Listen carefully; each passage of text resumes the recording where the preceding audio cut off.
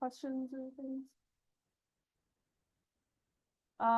Okay, so let's just recall. So we've been looking at the fundamental theorem of calculus, which sort of had these two parts. So the first one was the one that was written on the cake. So d dx, the integral from a to x, that definite integral of f of t dt. This is equal to f of x. And then the second part, which is easy to deduce from this first part, which basically says the reverse thing. So if we first, well, okay, so if we put the integral on the outside, so the integral from a to x of the derivative of a function, let me do t, f prime of t dt, this is equal to oops, f of x minus f of a. Okay, so those are the two halves of the fundamental theorem of calculus. And then we also introduced some notation just for the general antiderivative of a function using the integral. So we write just the indefinite integral, so no bounds, f of t dt for the general antiderivative.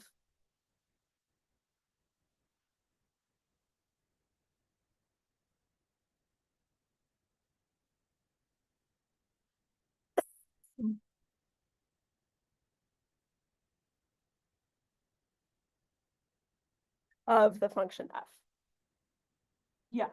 Can you just sort of repeat the first bullet point there about why is it not a problem that it's like definitely also affects this one specific point A, and yet it yields this general function that kind of works for any x, just because it's specific to the relationship between differentiation and Yeah, so okay, so let's take a look at, so basically the choice of A, if you think about it, like, okay, so when you take an antiderivative, you have that plus c, so there's like a choice of like how shifted to make it, and the A will tell you that shift. So that's sort of like where the like choice is coming from. But like to maybe just like remind everyone of like the intuition of this. So this is like the accumulation function. So we're taking like, so, you know, our integral is doing something like calculating an area under the curve. So if this is A, then the upper bound x being a variable just means that we're changing, like you're dragging the upper bound of integration. So the area, if we plug in a small x, it'll be a small area, but if you drag it further to the right, then it'll be a larger area. So this is like a function called the accumulation function, and its derivative is f.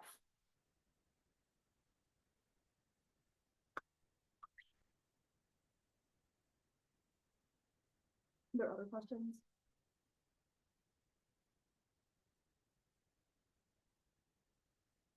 Okay, so it's going to be important for us to be able to take antiderivatives, and we have some antiderivative formulas, and we've computed a couple of antiderivatives. But the problem with this is that it's actually quite hard.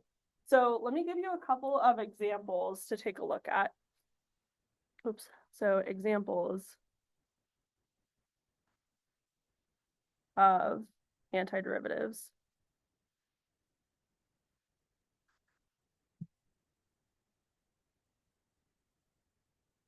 So I want you to just take a look at these and see if you can think of how you might take the antiderivative of any of these functions. And I'll give you just a few minutes to think about it.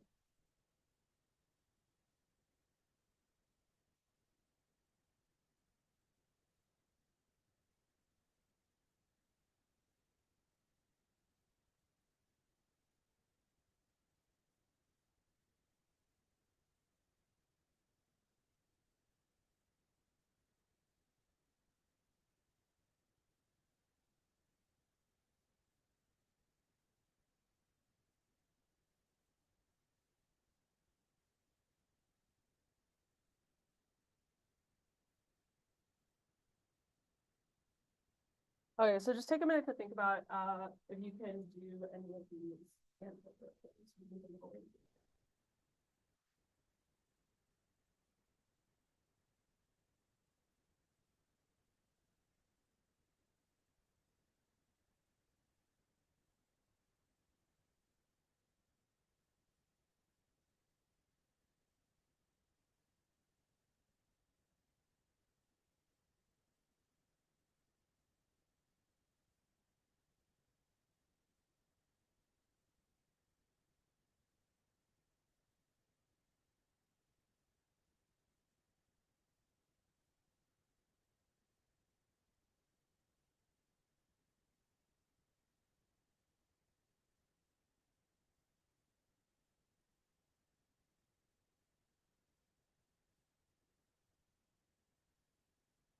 Okay, so before you waste too much time on this task, I'll tell you the answer. So these integrals that I've written here actually have no solution in terms of elementary functions. So it is provably impossible to write down the answer to any of these problems. So these integrals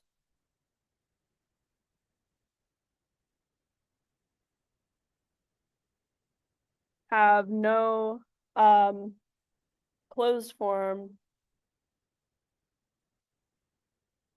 expression in terms of elementary functions.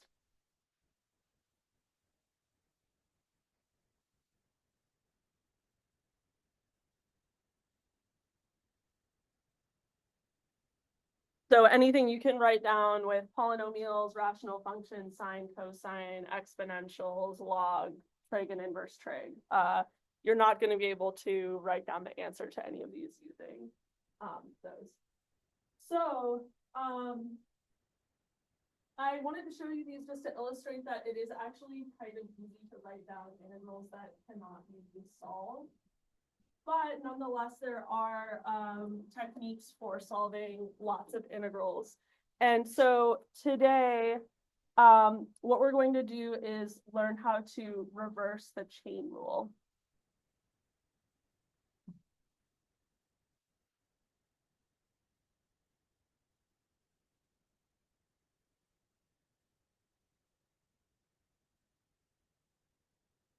Okay, so let's just remember first what the chain rule said. So let's recall.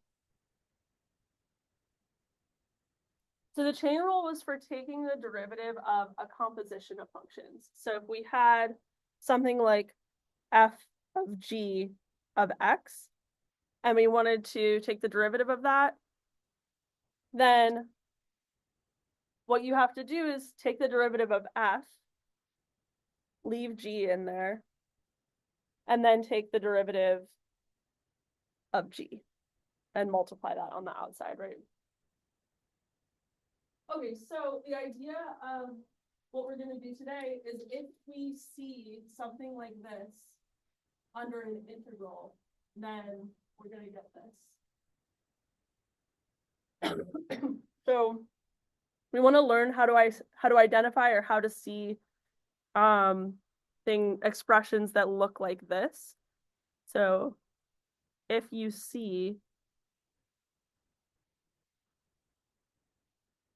something that looks like a function with another function inside of it multiplied by the inside function's derivative, then we'll get that the integral of that thing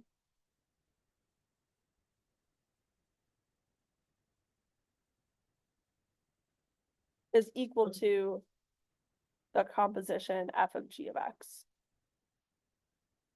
plus c. Okay, so does this sort of make sense? That's not a deep level. No, that was just bad handwriting. Yeah. What other questions?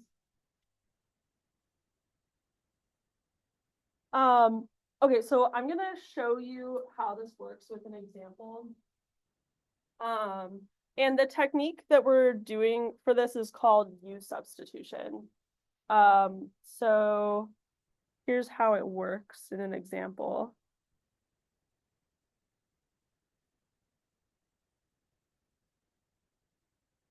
So let's say we want to do the integral of 2x times the square root of 1 plus x squared dx. Okay, so staring at this expression, we need to figure out an inside function and an outside function. So so the outside function would be playing the role of f here, and then the inside function is going to be something that's inside of that f, and then we also see the derivative of the inside function appearing somewhere. So does anyone see like what the inside or the outside function should be? Yeah. Yeah. Yeah, exactly. So in this case, yeah, just as you said, so this square root is going to be our outside function, and then the inside function will be 1 plus x squared. And this will work well because we can see that the derivative of 1 plus x squared is sitting right there. So sometimes it'll be a little bit tricky to figure out like what will work, and sometimes there's also more than one option that works. So it's helpful to just kind of stare at the expression and see what might work, and then just check like, does the derivative of this function actually, like whatever you think the inside function is, does the derivative appear somewhere in the expression? Okay, so here's what we do. So I'm gonna and this is why it's called u-substitution. So I let u equal the square root of 1 plus, oops, sorry, not the square root. U is going to be the inside function. So this is 1 plus x squared. And then what I want to do basically is I want to rewrite the expression here so that u is like a new variable. And then I can just integrate with respect to u. And then at the end, plug back in for what that is in terms of x. So what you have to do is write down what's called the differential of this. So I'm just going to take the derivative and just write du. So this is equal to, and I'll take the derivative of this with respect to x. So this will go away, and then this will be 2x, and then dx. Okay, so this is like a little bit weird, but so we're just getting everything with a d with respect to the variable that's there, and then this leaves behind what's called the differential. And so this will tell me that in my expression, I can replace 2x dx in this integral with du. Okay, so this accounts for this stuff. And then this accounts for what's under the square root. Okay, yeah. Sorry, I thought, yeah, was the.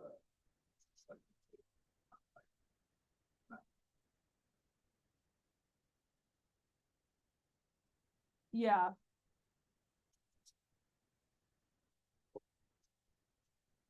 Yes. Okay, yeah. So I think you're correct to call me out on this being like a little bit suspect. So what we're doing is I'm going to try and integrate now with respect to a new variable called u. So somewhere in the integral, I'm going to have du appearing in the expression. And basically the notation, so the notation is just notation, but it is like cooked up in such a way that it like behaves in a mathematically correct way.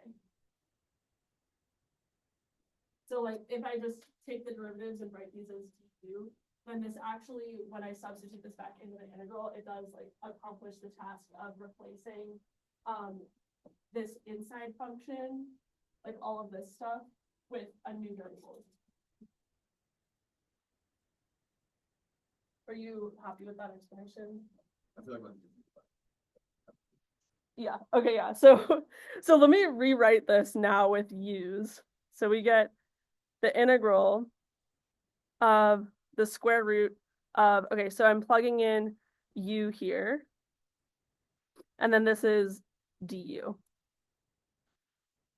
Okay, so this is my blue thing, and this is the red thing. Is this making sense? And now I can just integrate this. So we know how to take the integral of square root of u du. So I get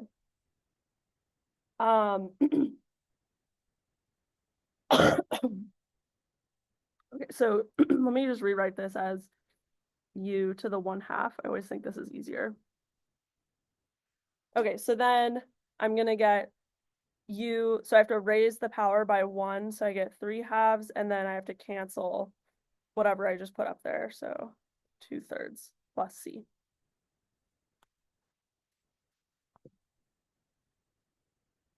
Okay, are we so far so good? Any questions? So now the final step is to plug back in for what u was.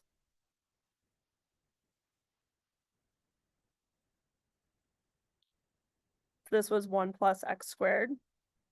So I get that this is 2/3 1 plus x squared to the 3/2 plus c. That's my final answer.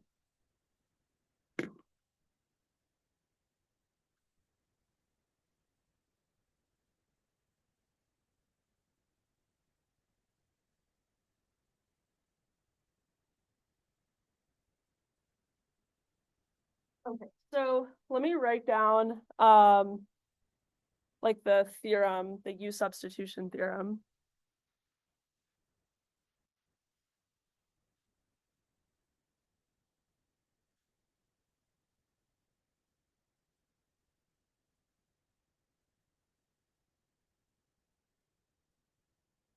So if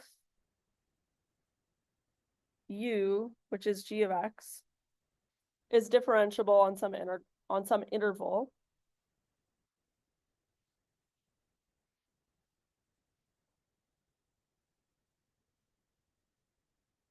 and we have some outside function f, which is continuous on I,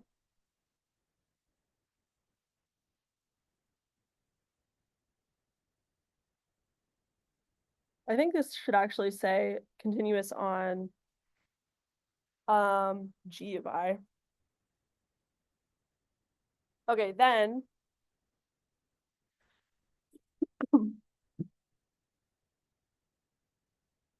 we have that the integral of f of g of x dx is equal to the integral of f of u du. Oops, sorry. This should have a g prime.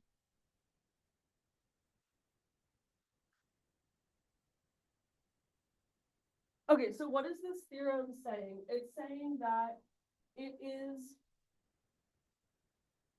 okay for us to just replace the function g and its derivative and dx by just a single variable u. So if you see all of this stuff appearing in your expression, g, its derivative, and then also dx, that you can just replace by u and v.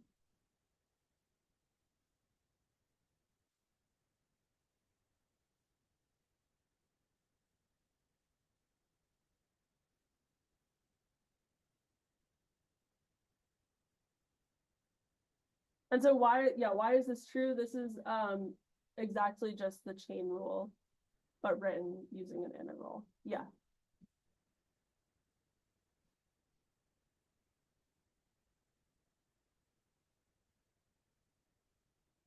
This is just a regular.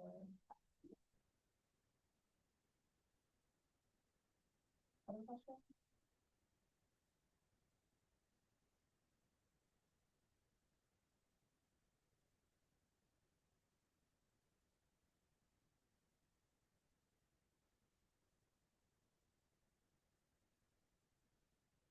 Okay, we're gonna do more examples. So let me write down another one.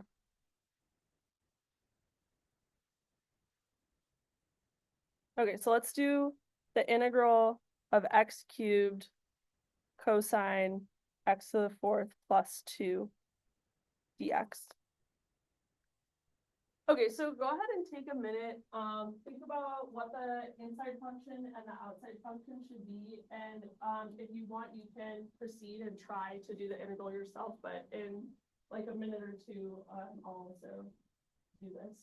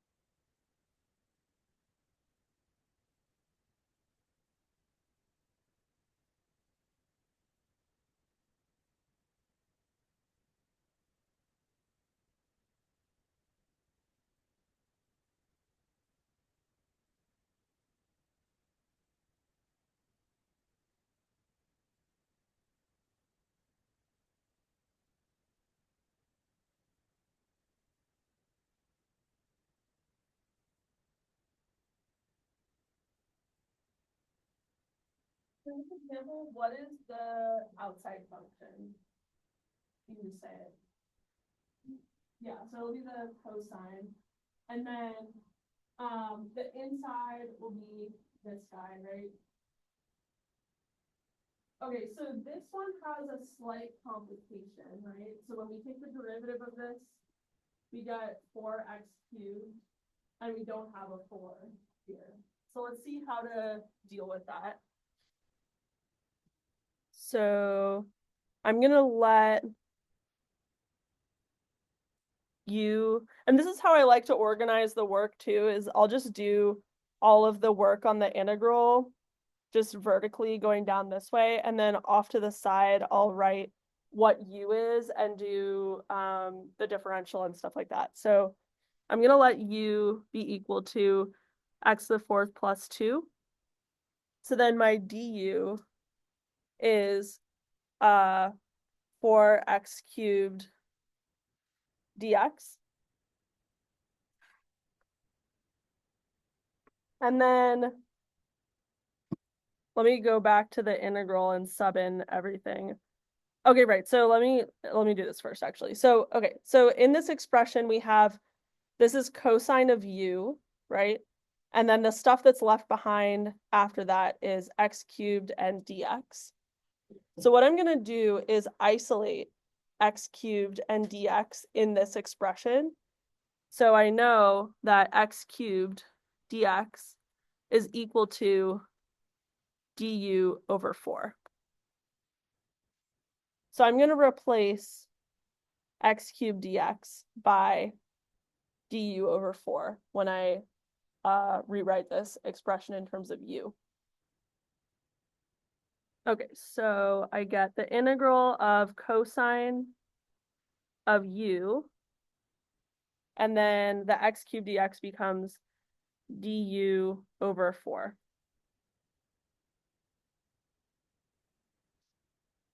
Okay, are there questions about this step?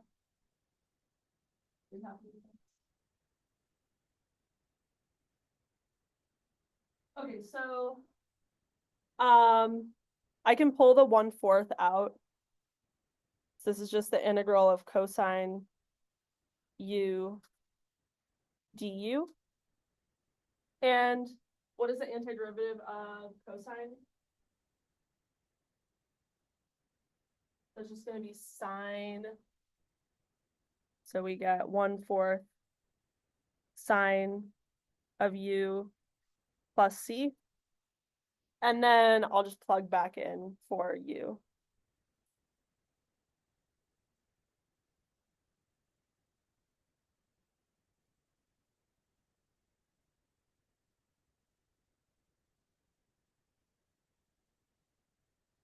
Okay, are there questions?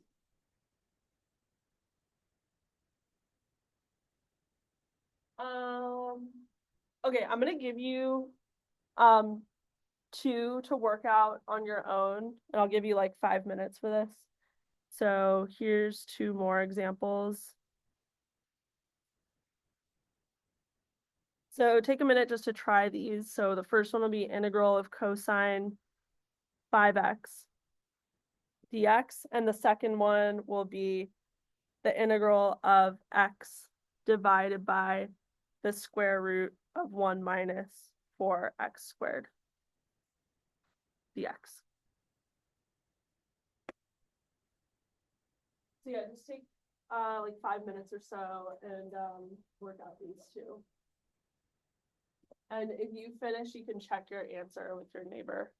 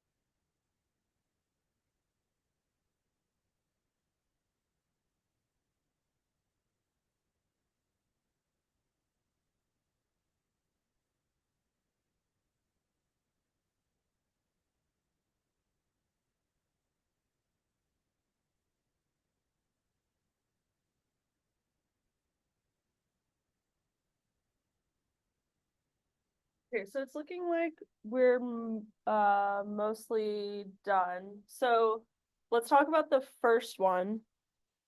So what was uh u in this example? Yeah. Yeah, and then what was du? 5, yeah, dx. Okay, so then rewriting the integral, we would get the integral of 1/5 cosine u du. And then what did you guys get for the final answer? Yeah. Yeah. Okay, looks good.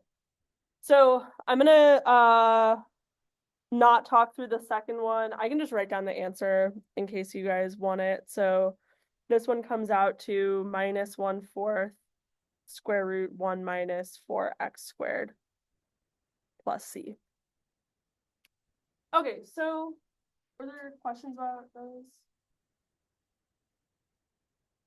Okay, so far we've just been doing indefinite integrals, so we don't have bounds on these. But how do we deal with u-substitution and the bounds on the integrals? So I'm going to talk about that for a second. So for definite integrals,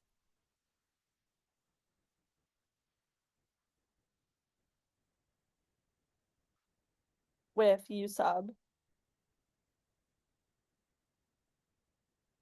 here's how you deal with the bounds. Okay, there's two ways to do it, but I recommend one over the other. So I'll show both and then explain why I think one is better. So let's go back to this cosine 5x dx example. So I'll just integrate, I'll just do from, let's just pick random numbers. I'll do 2 to 3 cosine 5x dx. Okay, so here's the two methods. So we had u was equal to 5x and du was equal to 5 dx. Okay, so method one is do the entire indefinite integral and then plug the bounds in. So meaning like go all the way back to substituting in what u was in terms of x. So you have 1/5 sine 5x and then evaluate that at these two values. The other way to do it is to never substitute back in terms of x, so just keep the final answer in terms of u, and then recalculate what the bounds are in like the u world. So I'll do both of those. So here's like method one. So in method one, we would have like, I'm going to leave the bounds in terms of x. And so to remember that they're x numbers, I'm going to write as x goes from 2 to 3. So this is just like helping me remember that the 2 and the 3 are x values. And then I get 1/5 cosine u du. So just doing the u sub. And then this is 1/5. So now I have to take the antiderivative, so I get sine of u. And then I'm evaluating this expression as x goes from 2 to 3. And then substitute back in for u. So I get sine 5x as x goes from 2 to 3. And then now I evaluate. So 1/5 sine of 15 minus sine of 10.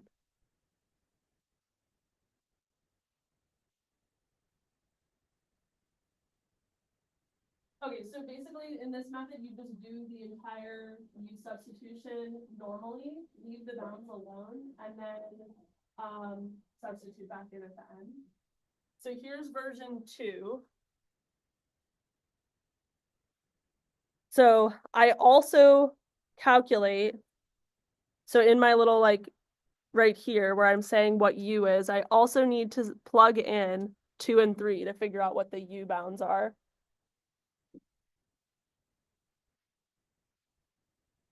So for the lower one, I get that u is equal to, so I plug in 2 into 5x, so I get 10. And the upper,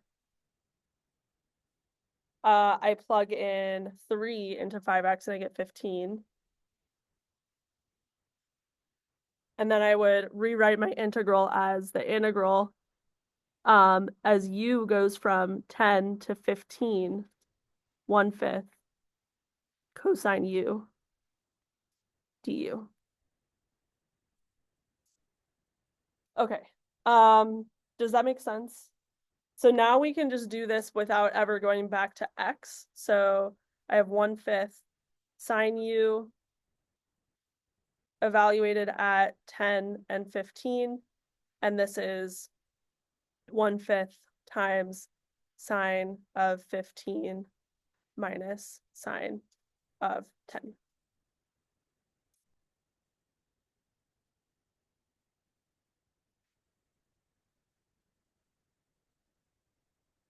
Okay, so are there questions about either method?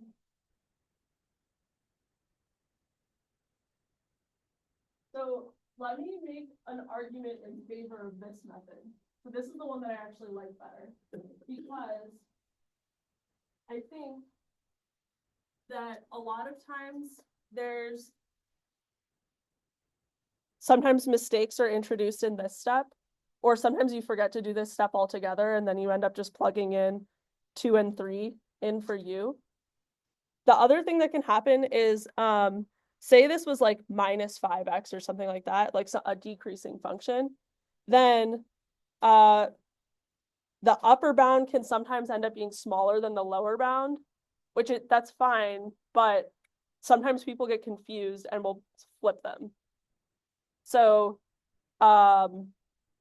anyways, I think that this method works and it's fine and you're absolutely welcome to do it, but I think that it's like there's several places where errors could be introduced, and over here, as long as you remember to go back to x at the end, then like you're not gonna really have any problems. So I think this one's just like a little bit more, you're like less likely to make mistakes, even though it's like there's a little bit more steps involved. Does that make sense?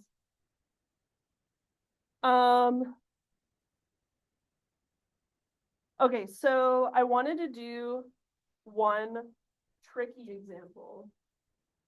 Are there any other questions about like how to deal with the bounds? Okay, so let me do a tricky u sub.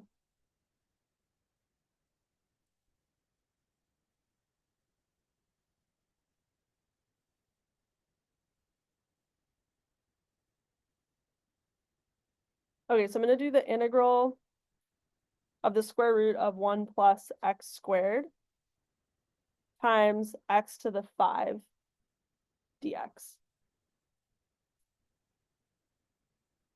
Okay, so just looking at this, what is your first instinct about what the outside function should be?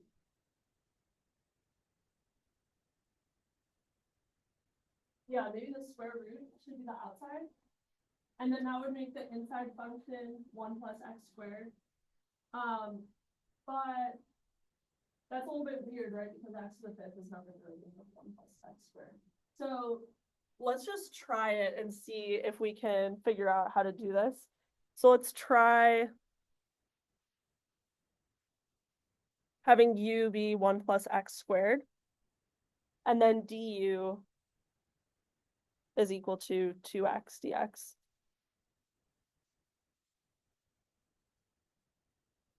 Okay, so the key with this is that I just need all of the x's in this expression to be accounted for and replaced by u's. So if I can rearrange these in some way to deal with that x to the fifth, then that's fine. So that's what I'll do. So if I rewrite this, I get that x squared is equal to u minus 1. And then this one, I have x dx is equal to du over 2. Okay, so let me rewrite this expression under the integral a little bit. So I can rewrite this as, I'm going to leave the square root alone. And then I'm going to write x to the fifth as x squared times x squared times x dx. Okay, so here's what I'm going to do. This is just the square root of u. That's straightforward. This is actually going to be one copy of u minus 1. The second x squared will be another copy of u minus 1. And then the x dx will give me u over 2. Does that make sense? So I get the integral of the square root of u.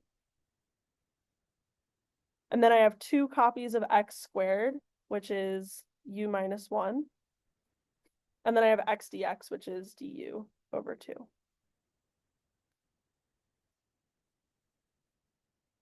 Okay, are you guys happy with this stuff?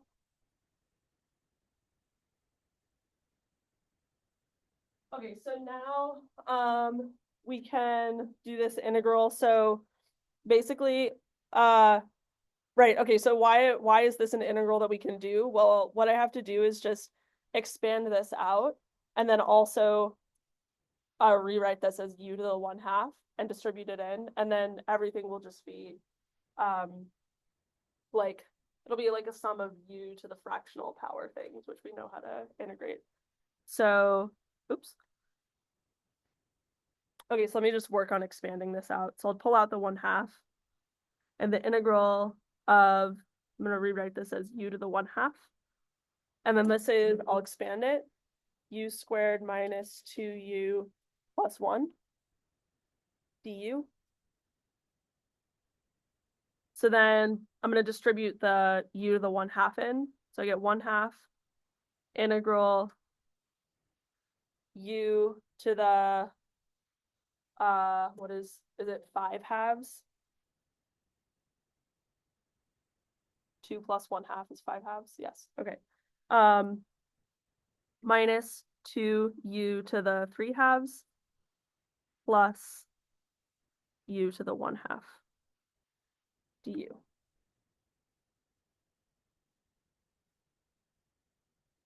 Okay, are we good so far? Any questions? Okay, so now I just have to integrate each of these. So this is 1/2. The power will be 7/2, so that means that I have to multiply by 2 over 7 minus 2. The power will be 5/2, so I have to multiply by 2 over 5. Plus power is 3/2, so I multiply by 2 over 3. Plus c. Okay, so whatever that simplifies to is your final answer. Oh, we have to resubstitute back in, right? Okay, so we have to plug back in u equals 1 plus x squared. Okay, so final step, and also I'm dividing everything by 2, so I get 1/7 1 plus x squared to the 7/2 minus 2/5 1 plus x squared to the 5/2 plus the 2 cancels 1/3 1 plus x squared to the 3/2 plus c.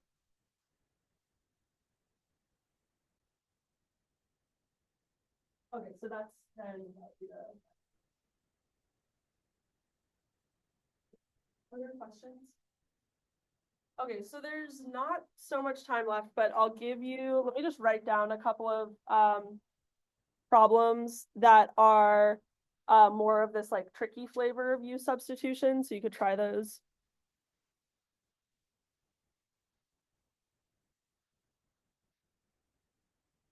So here's one. I'll just write down two of them. Okay, I like this one.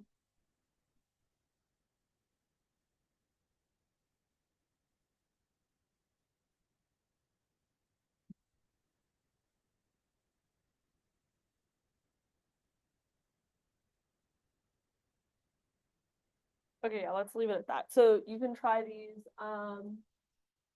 And otherwise, I'll see you on Wednesday. And yeah, the midterm scores will be released later today, so just keep your eyes open for that.